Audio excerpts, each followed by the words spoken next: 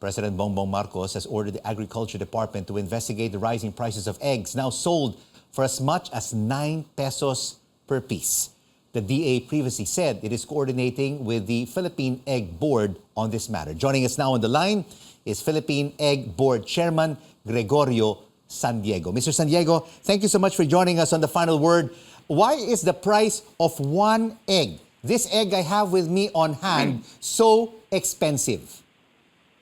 Actually, it's just the cost at the farm gate got a little bit higher during the season. And the price was maintained up to now.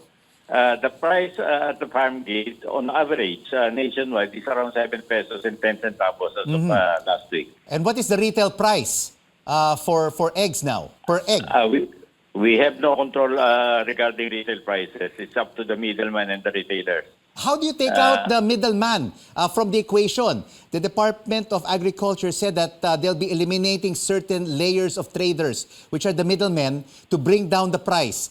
Is this happening, Mr. San Diego? It will be very hard to do, because if you're a small farmer, how can you bring your produce to the market? It entails a lot of expenses, and also some of the market vendors buys it on credit. So at the farm, the small farmers sells their egg cash, because we also transact with our feed suppliers on a cash basis because of the high cost of feeds now. So if you're saying that you cannot take away these certain layers or the middlemen, bakit po ito sinasabi ng Department of Agriculture? Ano bang plano nila tungkol dito para ibaba ang presyo ng eggs? Kasi ang problema niyan, we are located almost anywhere in the Philippines. And in the rural areas, mostly the small and medium producers are there. How can they manage to sell, to bring their produce to the market, especially now that our farms are being relocated far and far away from the market because of the local government regulations.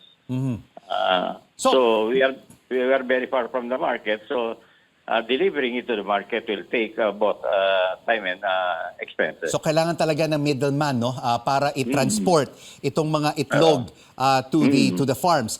So if you say that farm gate prices for each egg is at 7 pesos and 10 centavos, where in the Philippines can we see the highest price of one egg, Mr. San Diego?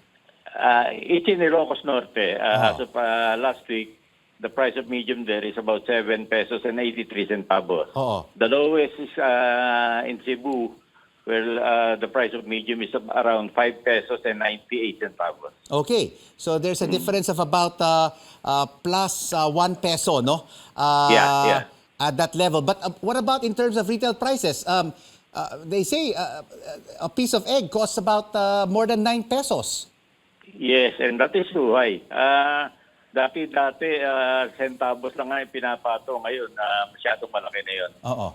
But we understand the situation of the vendors, no? Kasi the demand is very low right now, kasi mahirap ang buhay ngayon. And when you sell lesser volume, you try to increase your profit margins. And what about bird flu? Is this compounding the problem for the supply of eggs? Yeah, it is a major cause of the problem. Actually, it started in 2021 when there was overproduction. The prices of egg then was very low, and but the prices of feed increased. No? So a lot of all the egg producers lost money in 2021, and the small and medium producers, most of them stopped production, while the big ones reduced their volume. But last year, another problem came in. First, it was the disease called Adenovirus. Then, after that, came bird flu, and that really wrecked the industry in terms of animal deaths, poultry deaths. Ayan, nakikita na natin no, that there's a disparity no, between farm gate prices and retail prices. Sinabi po ng Yes. Presidente, there has to be more coordination between the DA and the Egg Board, which you head. Yes. Is there a sufficient communication? And what needs to be done to bring the retail price closer to the farm gate price, Mr. San Diego? Actually, there was none. The meeting tomorrow will be the first one that they're getting in touch with us. The meeting tomorrow, the scheduled meeting tomorrow is the first meeting between the stakeholders and the government. Now, what will be on your agenda? What will you initially tell the government about soaring egg prices, Mr. San Diego? Well, first of all, this is not only a problem of the Philippines. It's a whole problem. Yes. Even the U.S. In the U.S., eggs are much increased by a much larger amount than here in the Philippines. In New Zealand, in Malaysia, but the Malaysian problem is different. It's not caused by the disease, but it was caused by the government imposing a ceiling on the selling price of chicken and eggs.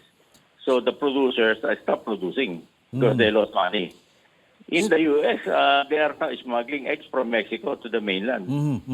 So right now, if you see a disparity in farm gate and retail prices here in the Philippines, which is maybe about 20 to 30%, in the U.S., Mr. San Diego, it's even worse, no? We've seen egg prices surge by 60% in 2022. So this is really a global problem, not just a Philippine problem. Yes. Because of the bird flu problem, which is affecting poultry worldwide. So, last question for you, Mr. San Diego. When do you think will the price of egg go down to between 6 to 7 pesos per piece? When the volume of production recovers. When will that be? When will that be? It will take about a year. 1 year? Yes, because the life cycle of the layer birds are about a year. So for our kababayans who love eggs, just like myself, whether it be hard-boiled or sunny side up, we have to live with high retail prices of eggs at about 9 pesos plus per piece. Yes, but still, even at that price, egg is still the cheapest source of protein. And you can cook egg easily. And it's the least expensive to cook. Even without ingredients, you can cook egg. Absolutely. Thank you so much for your insights on the soaring prices of egg. Philippine Egg Board Chairman Gregorio San Diego.